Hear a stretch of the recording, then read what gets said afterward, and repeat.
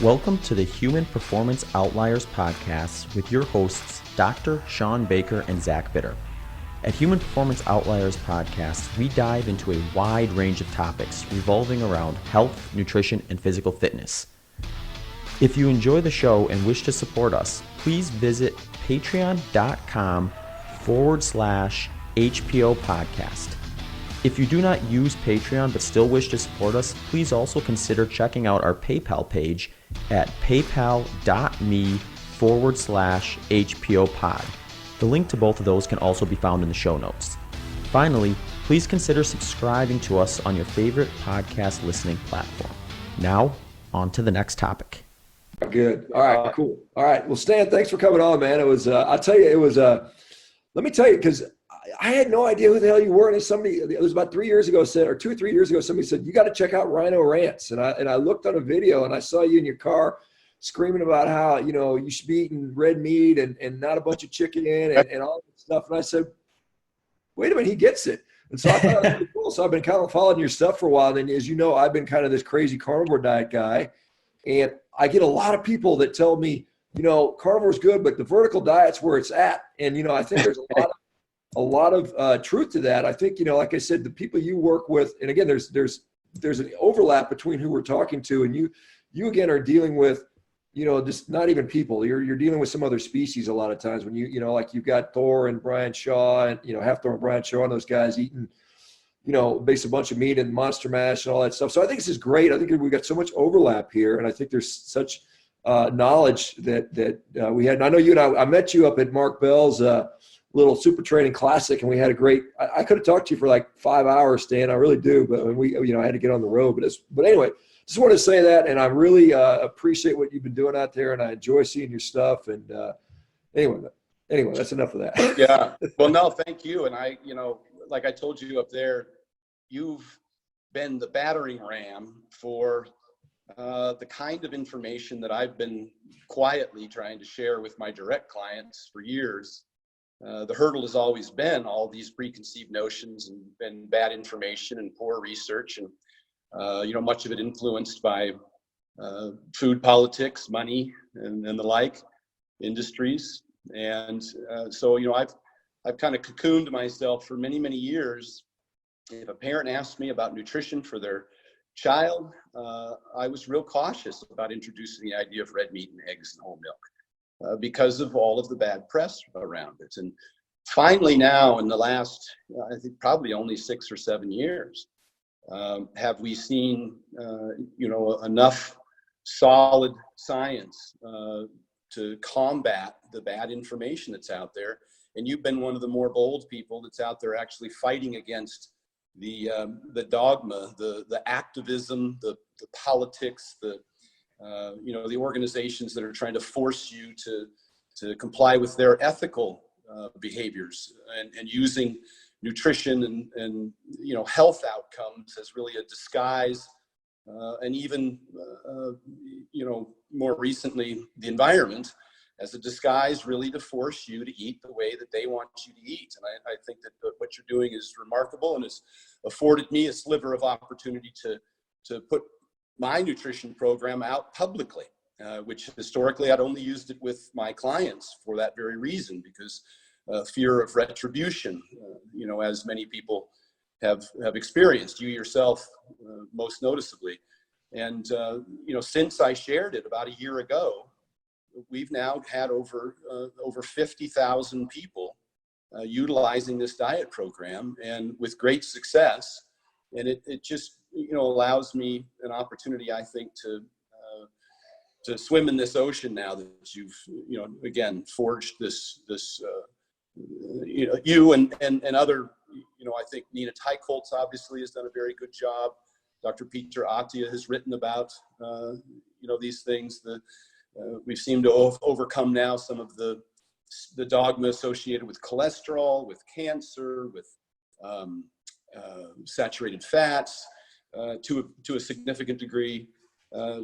So, you know, without belaboring the point, thank you for what you've done. Well, Stan, you're welcome. And it's good to be able to point to people as examples, because one person can't do it all, but just for people that don't know who you are, because we got a lot of doctors and, just kind of regular Joes that may not be, tuned into bodybuilding and strength sports. You are the world's strongest bodybuilder. And I mean, you're right at about 50 right now, if I'm not mistaken, Stan, and you're still just, going strong. I mean, I'm pretty strong, but you're on another level from where I'm at. And, I know I was at the powerlifting contest, and it was fun to have you as a head judge there, judging my deadlift. I could have got a lot more, by the way. I was just kind of messing around, but for people that don't know your background, give us a little synopsis of who Stan Efferding is. And then I want you to know, in case you don't know who Zach is on the polar opposite of you when it comes to athletics, as he's the 100-mile endurance run world record holder. And so it's kind of cool to get these record holders in here chatting between each other and see what comes out. Well, I think there's a lot of common ground for us. Actually, we'll talk more about that as we go. But with respect to me, this has been a passion all my life. I earned a Bachelor of Science in psychology, of all things, in college. But I was really interested in training. I was a 140-pound kid when I got to college. And when I earned my degree, I went to my advisor and said I wanted to get an MSW, a Master's in Social Work. And she said, "What are you going to do with that?" I said, "I want to advise people about drug addiction." I had grown up in a drug-addicted home. My mom had been an addict all her life and still is, unfortunately, in and out of mental institutions and the like. So she said, "Have you ever been addicted to anything?" And I said, "No." And she said, "Well, how are you going to counsel people on drug addiction?" And I thought that was pretty interesting. So she asked me what I enjoyed doing, what I liked doing. And I thought that was pretty forward-looking of her 30 years ago to consider that. It's more common now, of course, to pursue your passion. But I had taken a lot of courses in health and nutrition. And so I re-enrolled in exercise science at the University of Oregon. I spent 2 more years there studying. I dissected cadavers for a year, and I studied physiology and biology and kinesiology and anatomy, phys, chemistry, physics, calculus.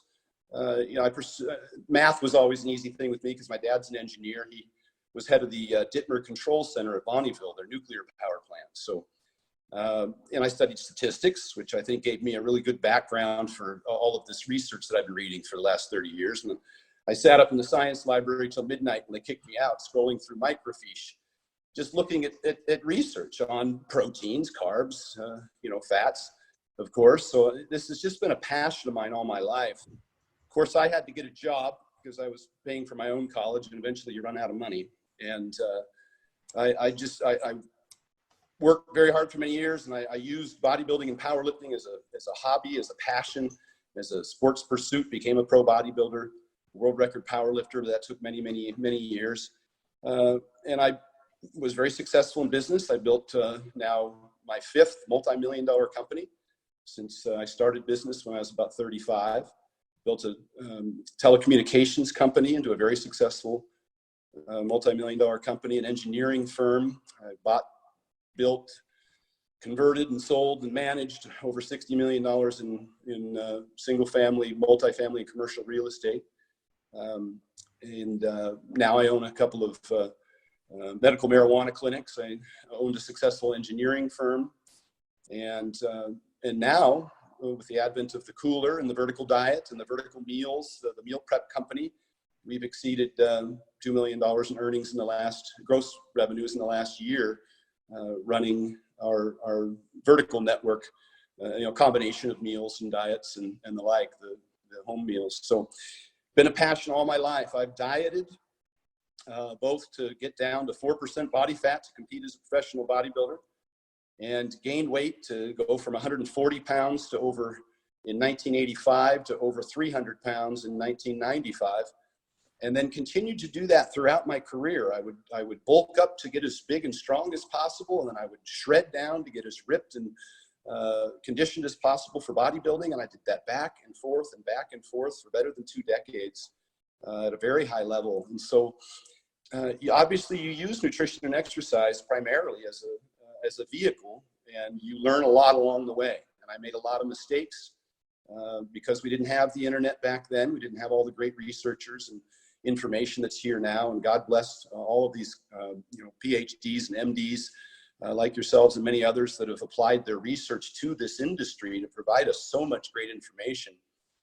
I must say that the vast majority of it I learned by trial and error over the years, and a lot of it's been done before. None of what I've accomplished has been anything I've invented or created. And I bolster the efficacy of it now with the research. Everything that I write in the Vertical Diet, I've got over 100 references to articles and videos and scientific, published peer-reviewed research, so that everything that comes out of my mouth, I try and provide an asterisk and a reference to it. The nature of the industry is now that if you don't, then you're all bro science. So that's kind of where I came from and where I'm at. This is a passion of mine, and now that I'm helping other athletes, I find it to be, I think it's a responsibility. You owe it to yourself and your clients to try and gather all of the latest information and give them good information. Obviously, I've been quite successful at it with myself and my clients, and so I'm just really passionate about it. I'm excited about all the new stuff that's coming in, and even when we're arguing with each other, I think we're generally picking away at the edges. We're down in the minutia and the weeds, and I think there's a lot more that we agree upon now than we did, just even 5 or 10 years ago. But for those folks the zealots who have a particular agenda to drive, in which case, there's really no sense wasting your time with that. Stan, a couple things you said that really are, I think, important to highlight. One is, you talk about results, and again, at the end of the day, there's a lot of research out there, and you can really paint an argument. I mean, the plant-based advocates are very good at using research to paint an argument in their favor. So you can go through and come up with almost any diet or exercise program, and you can find resource to sort of help bolster your argument. It's called cherry picking. We all do it. We're all aware of it. It happens. But Sure. At the end of the day, it's the results that drive the train. And, you got to put up or shut up. And one thing I like about the bodybuilding community when it comes to, and you can talk about drugs and all that stuff, obviously that's part of that. But at the same time, if you want to get lean, talk to the best people in the planet that know how to do that. If you want to put on muscle, talk to the best people on the planet that know how to do that. And then the rest of it is just, maybe we can find some research to support why this works. And I see the same thing in the health community. Again, I'm a physician, and while I'm a meathead and I like to lift and train and do sports and stuff like that, I have an interest in that. But at the basis, I like to see patients get better. And so when I see so many people adopting a saturated fat's going to kill you, red meat is evil, a lot of eggs and all that stuff diet, and they get good results, I have to say, wait a minute, maybe we didn't know it all. Maybe there was something that we thought we knew that it's not actually the case. And so I really like that idea about results driving where we should go, rather than starting with a dogma and trying to prove that dogma all the time. And it's refreshing to see, with the rise of social media, so many people sharing results. And I think it's very exciting to me. And I think, we're all part of this community, and I just don't think I think it's going to continue to grow. And I think there are, like I said, unfortunately, there are people that make money off of sick people that are apathetic and don't care. And they want to hold on to that market. And I think, when we got people on the vertical diet or the carnivore diet or the keto diet, or even a plant-based diet, if it works, there's a lot of people that don't like that. I don't know. Do you have any thoughts on pushback are you getting any pushback on this stuff? Only from the most extreme activist folks, that'll make videos. They're just, here's the thing. And with specifically with respect to the vegan community, because that seems to be the only community that's really, ardently or pursuing an activism, and only some of them. And you have to ask yourself, what's your why? I have vegan clients and I have vegetarian clients, and my goal is to get them to reach their goals in as healthy as we can. I start with general health, just like I do with the rest of my clients. But I have to ask them right up front, what's your why? Now, if it's an ethical consideration for you, believing that an animal is a sentient being and therefore you're not going to consume one, then I understand from the onset that I need to respect that and provide them the information that will allow them to be healthy within their beliefs. And there's a host of things I do for them, improving digestion potentially with, HCl pepsin, because that seems to be one of the hardest things about absorbing micronutrients, minerals, and fat-soluble vitamins in particular. Another thing that I'll do with those folks is try and get them the highest quality protein I can, the most leucine and the dosage that's necessary. And oftentimes that, it requires a soy isolate or a pea protein. Fortunately, there's some good supplements now that do have adequate leucine per serving. But within their decision-making process, I need to respect that. If it's a health decision, if they come to me and say, well, I'm eating vegan or vegetarian because it's good for my health, because I heard red meat causes cancer, I heard it saturated fat's going to give you heart disease, then I feel as though there's, I don't want to call it an opportunity, but I think there's an obligation on my part to at least give them additional information and help them understand, maybe provide them some of the research and help them overcome some of their potential biases or influences. A few really poor influences, of course, are What the Health, which is just a horrible example of a movie that's all propaganda, which has been, roundly discredited even by the vegan community. And then there's the China study, which often gets, blurted out. And I realize that 99.9% of people who say the China study never read it. They probably don't even realize it's over 800. It's not even a study. It's the title of a book. And it's, I think it's in excess of 800 pages of just a compilation of cherry-picked epidemiological research. So I can provide them, Denise Minger's, very detailed analysis of that if they're so interested, but only in so much as I don't want them to demonize foods unnecessarily. I'm cautious about that. And yes, there are some foods that I come out against, and I understand that people with different diets, don't eat certain things because they have opposition to certain foods. And some people may view that as restrictive. I view it as selective. And some people may view that as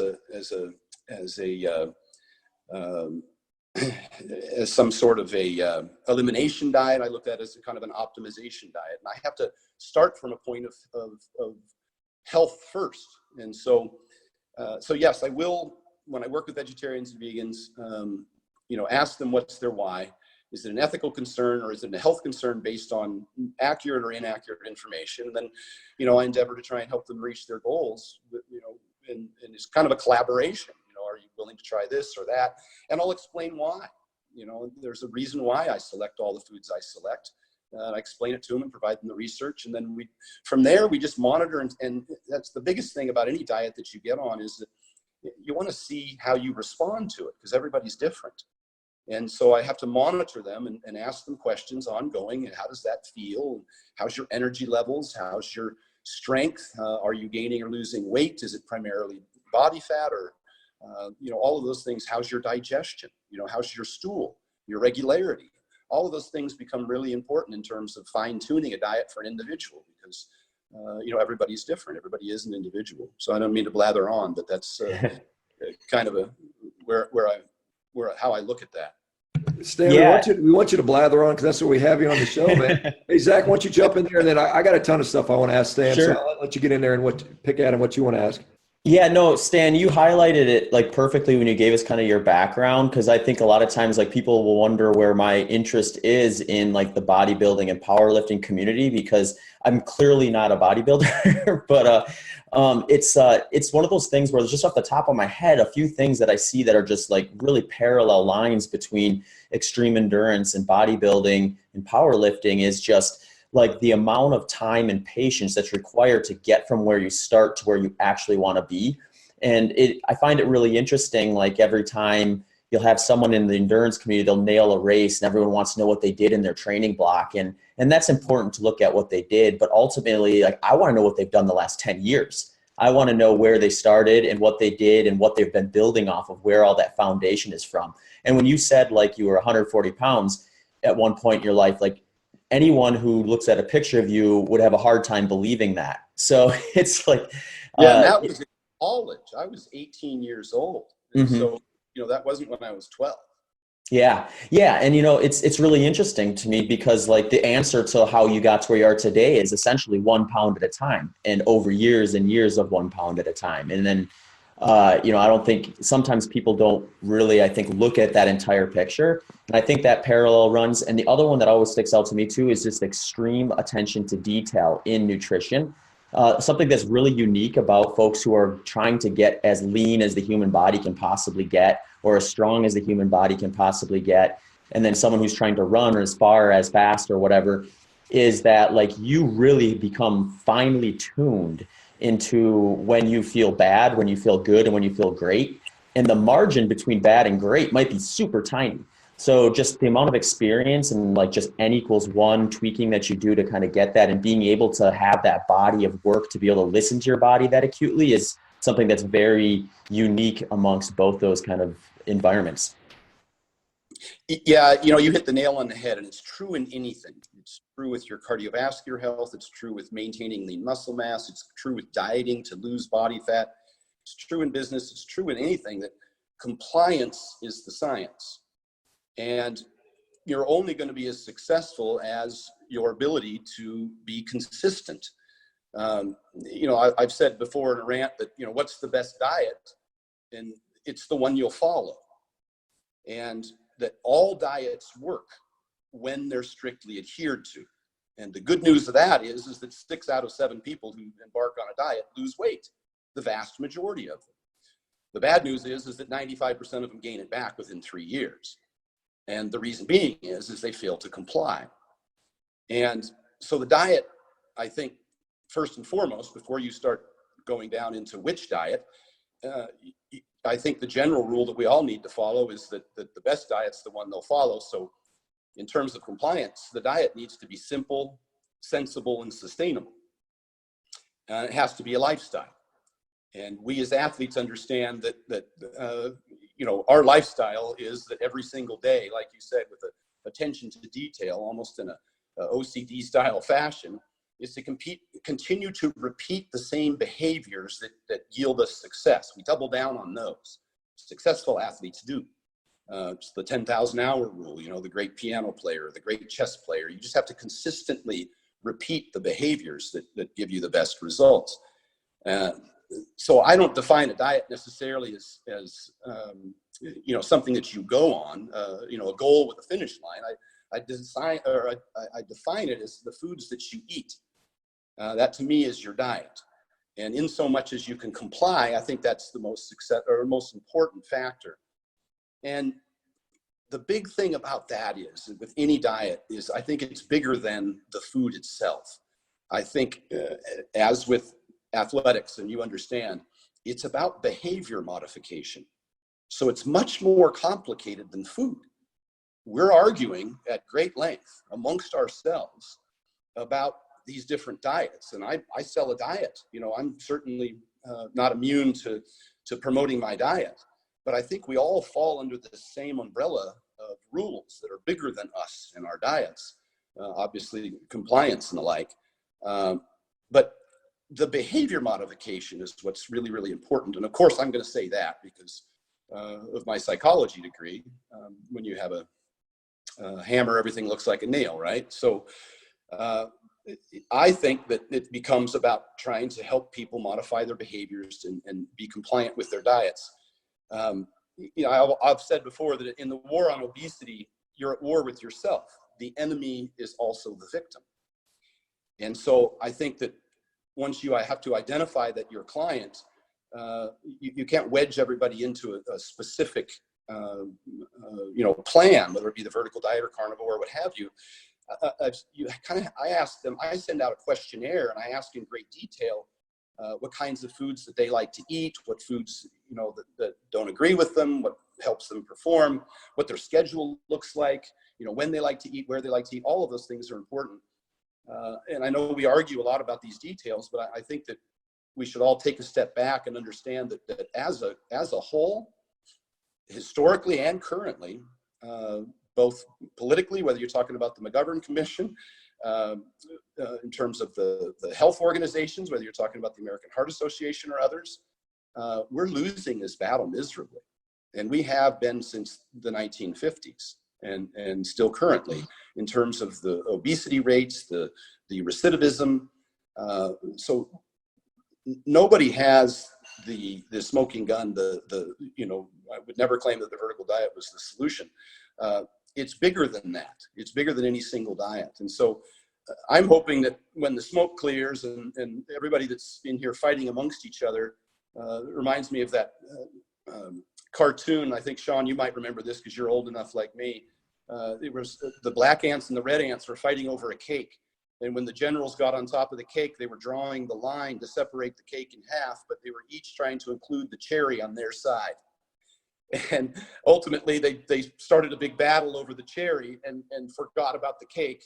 And the picnickers came back and took the cake. And so I guess what I'm trying to say is that I think that we're forgetting to keep an eye on the cake. We're over here fighting about the cherry. We're fighting about the insulin hypothesis, and we're fighting about carbs versus fats, and we're fighting about intermittent fasting, and we're fighting about a whole host of other what seems to me to be insignificant issues as compared to the larger goal, which is to reduce obesity.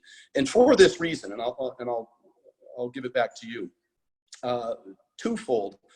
One thing we know for sure and can all agree on is that there's a perfect linear relationship between the increase in obesity since the 1930s or 50s, however you want to look at it, and the increase in calorie consumption. That's indisputable. We've seen meat consumption go down. We've seen sugar consumption go down, at least since the 90s. I'll toss in that we've seen vegetable oils go up at the same rate. But even aside from that, just looking at calories in general, that's the one thing that consistently we've seen go up and probably is the root cause, without commencing into an argument about the calorie equation versus the insulin hypothesis.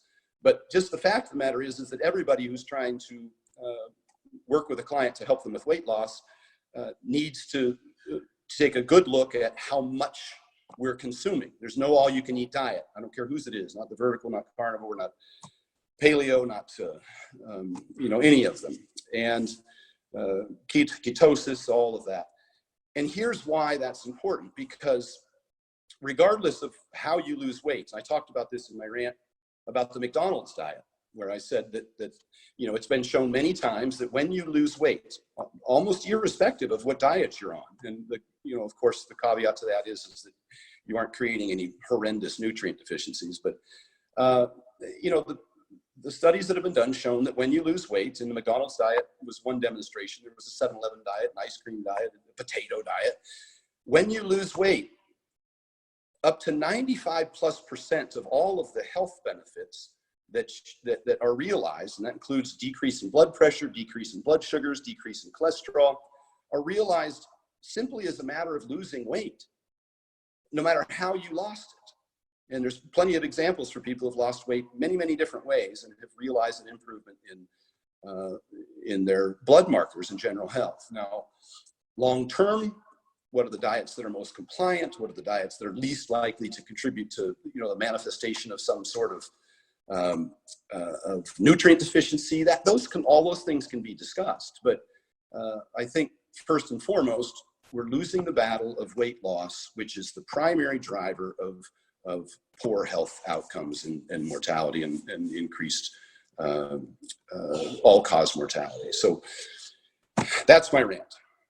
It's a good rant, and amen to that, Stan. And I've said, I was on Mark's show, and Lane Norton and I kind of got into a quote unquote debate. Although we agreed on a lot of what we talked about. It was kind of we were fighting over the cherry, as you like to point out, instead of missing the cake. And I do agree that, in my view, the calories, you cannot ignore that. I do feel that, a higher protein diet may allow you to eat a little bit more, and you probably may see that as well. But, the thing that I think is also very important, and you pointed this out too, if you can maintain the weight loss, and I will be honest, I have seen people that have gotten benefits on a particular diet that were already thin to begin with, and they improved mental health outlook. And I think that has to do with some new nutrition outside of calories. I mean, calories are a nutrient, but there's also, as you're well aware of, there are a lot of nutrients that go into nutrition. And I think getting the essential fats and so on and so forth also have a benefit outside of the weight loss parameter. But I'm never going to be, I've been lifting my whole life and I'm never going to be a bodybuilder. I got these monkey long arms. I got no genetics, which I've never even thought about bodybuilding, but I mean, I like to be halfway lean and, not be a fat slob and stuff like that. But when I was lifting and through my years, I trained with a lot of bodybuilders. A lot of my training partners did that stuff, and I mean, their diet, was a lot of times it was the chicken breast and the broccoli diet, the traditional sort of bodybuilding diet. And you've been very much in favor of, red meat and saturated fat. And can you discuss why you have that dichotomy occurs? Because, there's still a lot of bodybuilders out there that are still on the chicken breast broccoli diet. And that's not what you do, or at least that's my impression. And that's been around forever. I inherited that concept in 1985, when I walked into the first Gold's gym in college, and the guy behind the counter was eating tuna fish and rice cakes. I thought, and he was a bodybuilder getting ready for a show. I thought, oh, that's a bodybuilder's diet. So I started eating tuna fish and rice cakes. You learn after a while that you do need to maintain a calorie surplus to add a significant amount of muscle. And that's kind of hard to do on those very, very lean foods. That's one consideration. And over time, and again, this is kind of a hard to paint with a broad brush, because you got women that are dieting for shows, and you got men that are trying to bulk up, and of course then you have powerlifters and strong men and the like. But generally speaking, I started seeing the benefits of the micronutrient profiles beyond the macronutrient requirements. Certainly any animal protein is going to have an adequate amount of leucine in a 40-gram dose to give you maximum muscle protein synthesis. And depending on age, of course, and the like. And just as a general rule. But that doesn't necessarily mean that protein source has any additional benefits. And those additional benefits are all the many things like, zinc, iron, B12 that you find in red meat that you don't find in nearly an equivalent dose in chicken, which is even more important for women, particularly who are dieting, because of the menstrual period and because of their propensity to be deficient in iron. It's one of the primary deficiencies that you see in female athletes, that and B12, and then they start to lose energy, and then from there they end up in the doctor's office getting injections of iron and B12 and D3. So just because they pulled it out of their diet for no other reason than it can't be explained by their coach, but for the fact that somebody else did it before them, I guess. But the same is true in terms of egg yolks. They eat a ton of egg whites, women do in particular, and they will throw in a scoop of peanut butter, which is not even a good fat or a good protein. It's high in omega-6s, and it's not a complete protein. So I don't understand the replacement value of it. But then you've got those women now, they're deficient in, they're not getting the choline, they're not getting the biotin for their skin, hair, and nails. You start seeing their hair fall out, and they wonder why. The K2 for decalcification of the arteries. Those things are all really critical. They eliminate fruit. And when they're on a muscle meat diet like chicken and excluding carbohydrates, generally speaking, their metabolism starts to slow. And that's true of any calorie deficit. I'm aware of that, metabolic adaptation. But you can combat to some degree the rate of which that metabolic adaptation occurs and how much the metabolism slows. And I've just found that not only because of the extra nutrients for these women who are dieting, that helps stimulate their metabolism. And we've compensated for that in the bodybuilding, fitness, figure, physique industry by tossing in thyroid medication. They depress their thyroid with a poor diet and inadequate sleep, and then take thyroid medication. It's maddening to me. And then clenbuterol, because their metabolism slowed. And that gets you to the show. The day after or the week after the show, your metabolism is crushed. Your nutrient deficiencies have manifested into some sort of pathology that you end up in the hospital. And that's what I started seeing over and over again. I'm talking since the late 80s and early 90s. And the same behaviors. I thought when the advent of the internet, with all these new trainers and all this new information, that this would start to improve.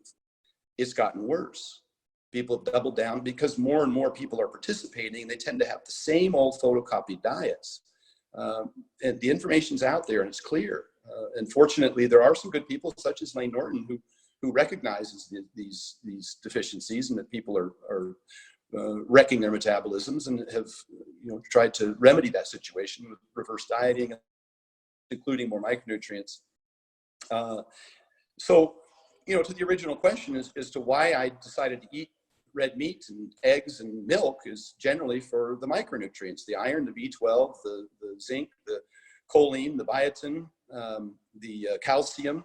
All of those things I think are necessary in a diet. The potassium, that's why I throw salmon at least twice a week into the diet, and I generally supplement krill oil as well because of the mercury buildup with too much salmon. But there's 100 milligrams of potassium in every ounce of salmon that you eat, and in red meat for that matter. And you need 4,700 milligrams a day. And so what I found is that when I dieted overly restrictive, egg whites, broccoli, chicken breast, I became very tired and very hungry. When I utilized red meats and I kept a yolk in and I had a little bit of fruit and I made sure to get adequate potassium, I wasn't, and sodium was another huge component.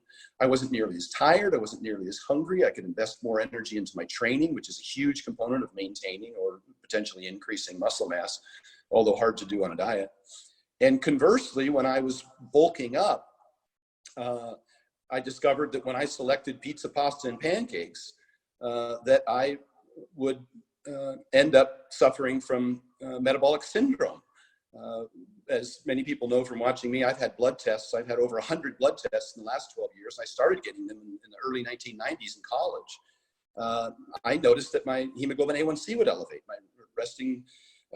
my fasted blood glucose and insulin levels would elevate. My C-reactive protein would be high from, not only adding fat, which seemed to happen at a greater rate when I was consuming pizza, pasta, and pancakes, as opposed to when I was consuming primarily white rice to drive the calories for extra growth, and was deficient in nutrients from eating not eating enough high quality foods. And this was the same thing I experienced with Shaw, same thing I experienced with Thor, and many, many hundreds of other athletes I've worked with over the years, especially particularly strength athletes who gain a lot of weight, is that just like people who lose a lot of weight, you can create very significant health problems for yourself if you aren't focused on the type of nutrients that you're taking in and the rate at which you gain or lose weight, and what you're doing to combat either metabolic adaptation or metabolic syndrome, fatty liver disease, insulin resistance, etc. So that's kind of a general overview of why I choose those foods and how it affects athletes on different ends of the spectrum. But I found it to be extremely effective to pay more attention to micronutrients as opposed to just macros. Those are easy to get. Now for a word from our sponsors. Hey folks, thank you for tuning in to the Human Performance Outliers Podcast. We are very excited to have ButcherBox sponsoring the show. Shawn, why don't you tell us about some of your experiences? Yeah, I mean, I've been, basically mostly just going with their custom boxes. I've been going with ribeyes and New York strip steaks. They're all grass-finished, antibiotic-free, hormone-free. They're actually pretty decently marbled for a grass-finished product. I've been enjoying it. Lately, I've been throwing it in the sous vide and then reverse searing, or then searing it up in a cast iron pan. That's been pretty darn tasty. I've enjoyed it. The consistency I found on pretty much every single steak has been very high, very good and very high.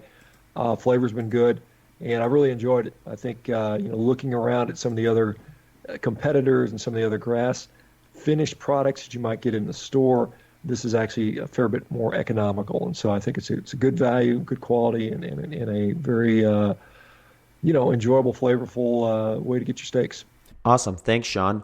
Remember, to get your discount and free bacon, type in promo code HPO at the checkout. Now, back to the show. Stan, I've heard you say on a couple of occasions, and I want to, we've had guys, I don't know if you know these guys like Professor Stuart Phillips. We had Professor Jose Antonio on the other day. I think Don Lehman's going to be coming on the show. These are all well-regarded protein researchers in the world, and many people say the world's authority on protein research. And they have gone on the record saying that, it's amino acids that drive muscle protein synthesis. Particularly things like leucine are key to that. They've gone on to say that insulin is permissive for muscle protein synthesis, and it tends to decrease the amount of muscle catabolism. So therefore we have a net muscle building. And so, but they've also said that, you only need a sort of baseline level of insulin. You don't have to go way high on your insulin to continue to allow insulin to do its job with regard to preventing muscle catabolism. And so from what I've asked these guys, I say, do you need carbohydrates to build muscle? And they say no, but it may have a performance advantage with regards to refilling glycogen stores. And I certainly don't disagree with that. But my question for you is, you've talked about, maintaining caloric surplus, and it's difficult to do that for many people in the absence of things like rice. I mean, I can eat 5 pounds of red meat. I know I saw Thor the other day putting up some things saying he's eating 6 ribeyes a day. So obviously they are building their muscle via a lot of meat. And then tell me, where do you see the carbohydrate part of your diet coming in? What is the advantage of that? Well, in a calorie deficit, I only include, let's say, a couple pieces of fruit and a potato, mainly for potassium, mainly for what I have argued is the benefit to the liver in terms of converting insulin from T4 or thyroid from T4 to T3, and keeping your metabolism. Because I've noticed that particularly in women, their body temperature will lower to such a degree on most conventional restrictive diets. Typically people think it's 98.6, but generally it's between 97.8 and 98.2. But they'll be waking up in the morning with a 97.4, 97.2. And I realize that's a very hard environment just because of basal metabolic rate. How many calories you're going to burn at rest is going to be dictated by your body temperature largely.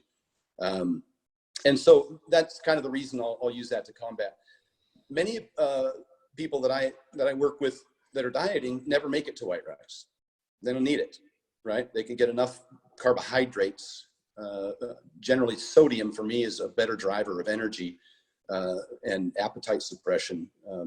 At least sodium depletion tends to make people chase carbohydrates when their body wants salt. They just tend to think they need carbs. So I use that as an opportunity to curb binging. And the potassium to me is important, and they aren't eating enough total calories to get adequate potassium from meat. And so that's why I do throw a potato in there. And again, that depends on their gut, whether or not they can digest it.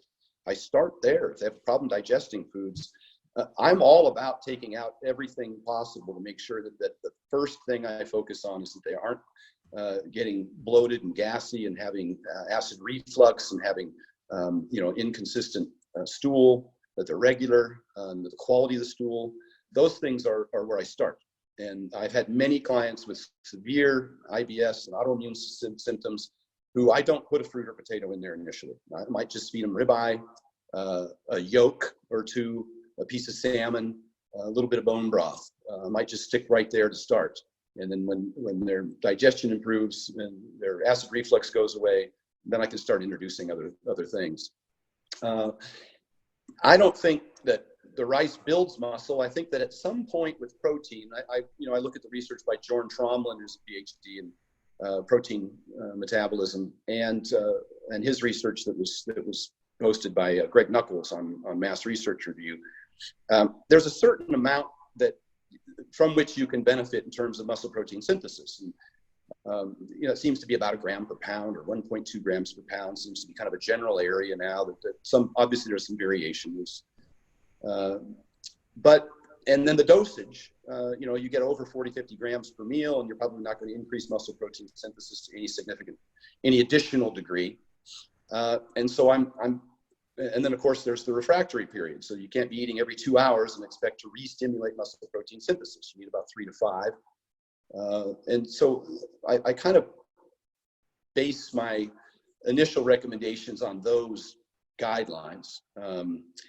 And if you need additional calories, sure, you can eat more meat and it will be utilized as calories, but it's either going to be, through gluconeogenesis used as energy or stored as fat.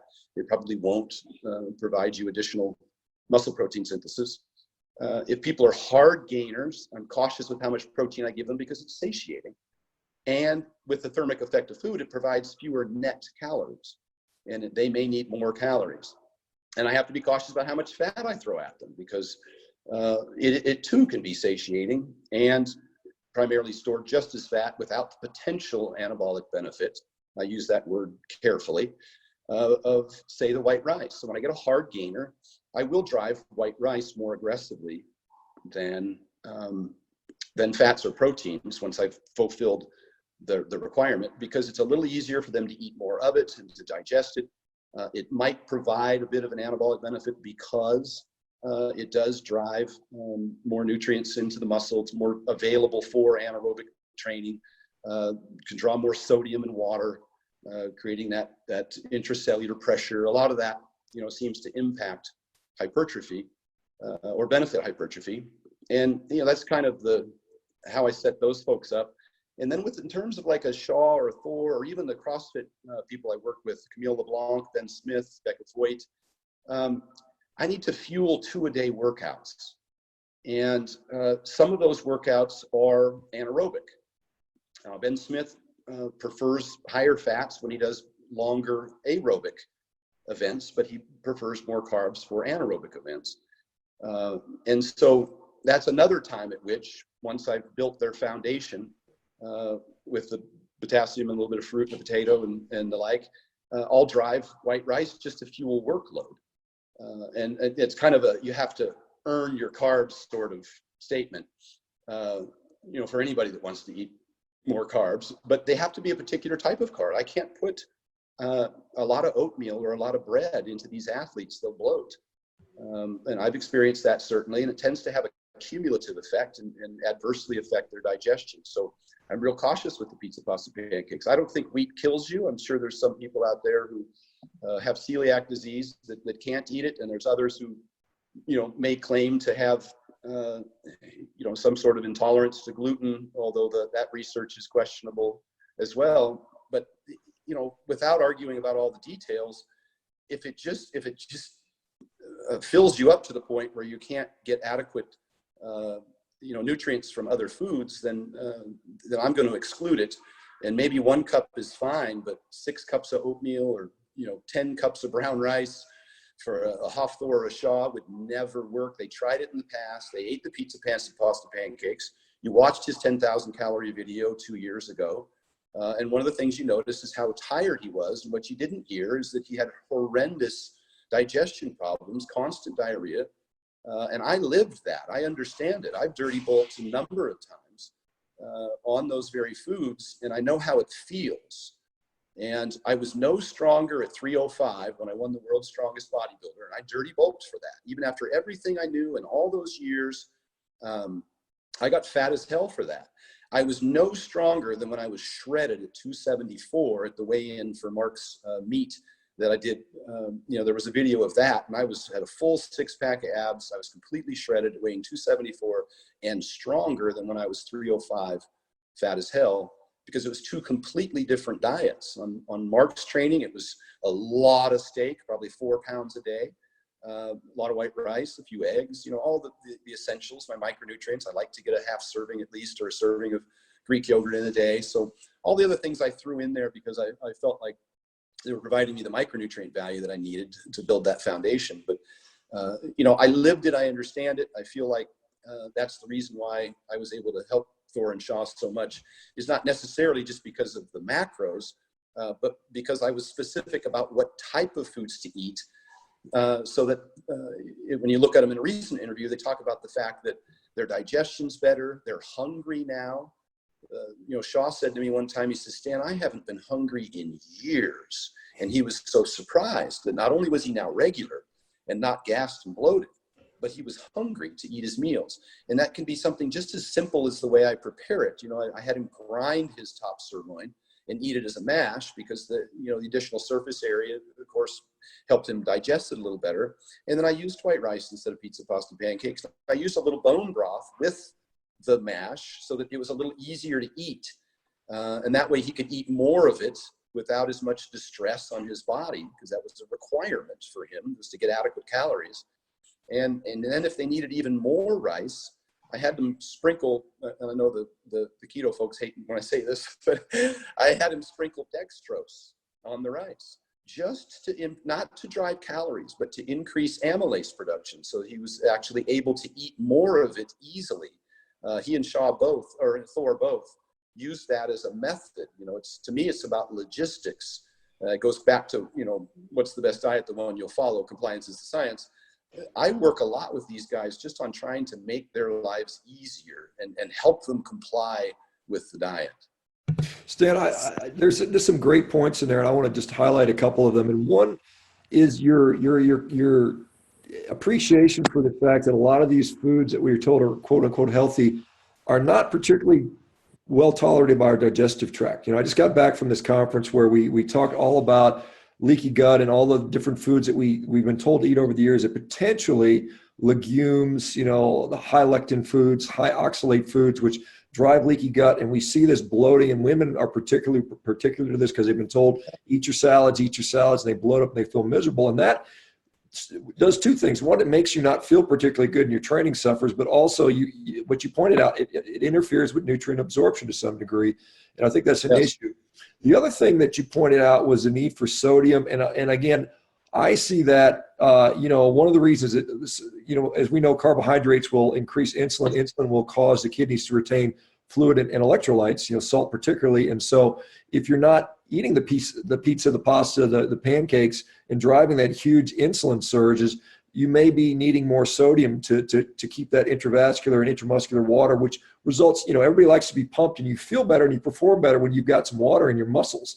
And I think that's one of the reasons we've seen those things been utilized before. But again, the side effects are bloating, inflammation, you know, tiredness, and all that fatigue that comes with these tremendous glucose and insulin surges. And so I think that's a great thing. And then I think one of the things I like to say, because, you know, I'm the carnivore guy, right? But at the same time, I tell people it's a tool to get you healthier. Use it while it works. Many of the people that follow me are sick people. They've got all these diseases, and they're not worried about being, you know, Hafthor Bjornsson and deadlifting 1,000 pounds, or Brian Shaw, or 1,100 pounds, or wherever these guys, you know, I know they're right around there now.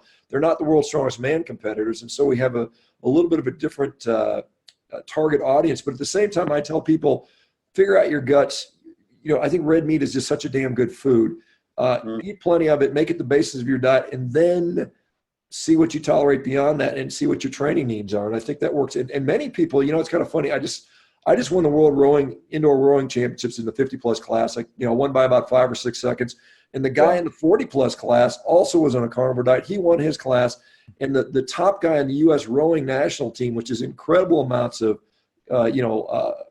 aerobic output, is the fastest guy on the team right now. And so I think there's, you know, more stuff coming out beyond this stuff. But again, at the same time, I do think, you know, if you want to be in a caloric surplus, it's harder to do that on meat. I mean, I can eat 5-6 pounds in a day, and that's pushing it. That's pushing it for me. And I'm still 245 or so. We had a gal on the show, Molly Schuyler, who's a competitive eater, and I don't know how the hell she does it, but she's eating 22 pounds in one sitting, about $120. Yeah, and the restaurant ran out of food. I mean, basically, I'm sure she could put Brian Shaw to shame. You know, it's just funny to see this sort of stuff. So it's kind of, I just think we're learning so much. But at the end of the day, I think my message is, and I think, you know, hopefully more and more people understand it, that red meat is not some awful food that we should fear, but we should embrace it and utilize it, because I think it's so effective. I mean, at the end of the day, I've operated on a lot of people standing. You cut people open, they're made out of red meat. I can tell you that. We're red meat animals. And you think about what's going to build red meat muscle, in my view, you're eating a lot of that stuff. But let's continue the conversation. Great stuff. I'm really learning a lot, Stan. Thanks. Yeah, you know, I've read a lot of the research, and we've mentioned some of the names of the people, I think, recently who have put forth some really fantastic research. And, you know, it was the nurses study, the polyp study, the Women's Health Initiative, a lot of this stuff that Nina Teicholz puts out, you know, and there's many others.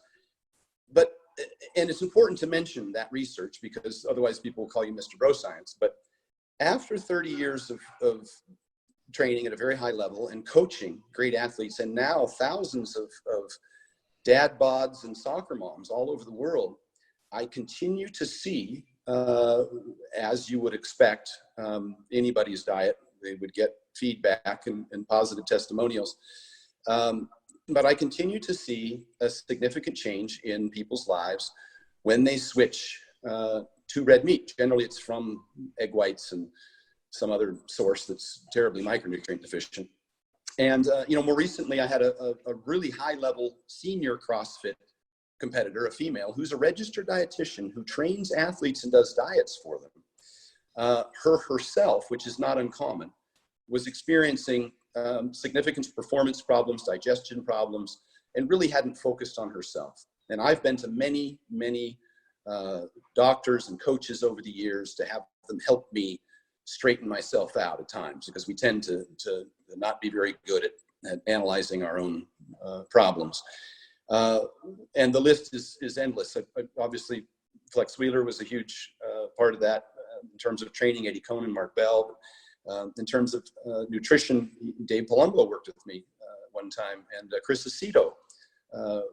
I worked with him indirectly through another athlete. But the list goes on of people that I've asked for help over the years, and professionals, and my blood tests I would take into, I've been to at least a dozen different HRT doctors over the years to work through some of those issues. And ultimately they end up asking me a lot of questions as well, because I have the experience in a field that they don't necessarily have experience in, as competitive athletics in many cases. And so with this CrossFit competitor, she had convinced herself, like many of us do, from the prevailing wisdoms and all of the bogus research that's out there, that she shouldn't be consuming additional salt or red meat or fruit.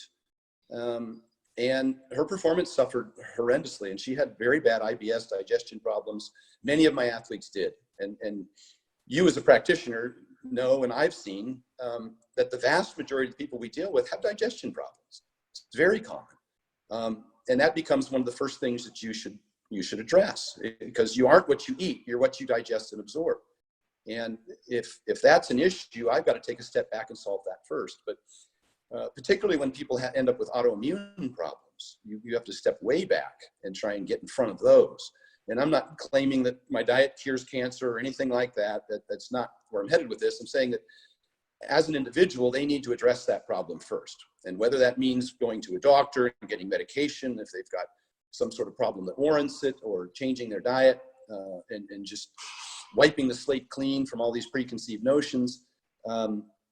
When I got more salt into their diet, when I got more red meat into her diet in particular, her energy level skyrocketed, her strength went up. I also found that she was significantly overtraining, which generally happens with women. They tend to way overtrain, waking up too early in the morning, losing sleep, amenorrhea, cessation of the menstrual period, for those who are unaware, generally happens with excessive activity for like marathon runners, etc., particularly women. Iron deficiency.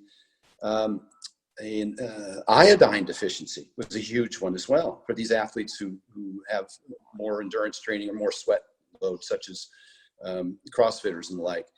And when you remedy just a few what seem like simple things, nothing I propose in my diet is magic. There's no, I can't say anything that, I will say that many things can be life-changing, but they're so simple. There's no pill, powder, or potion involved in my program that I sell or endorse, unless you've got a micronutrient deficiency you can't remedy, such as vitamin D3 and potentially magnesium, and maybe some DEA or EPA DHA from krill oil, which I initially recommend some servings of salmon. I see that you're a big fan of salmon, and I constantly see it on your plate as well.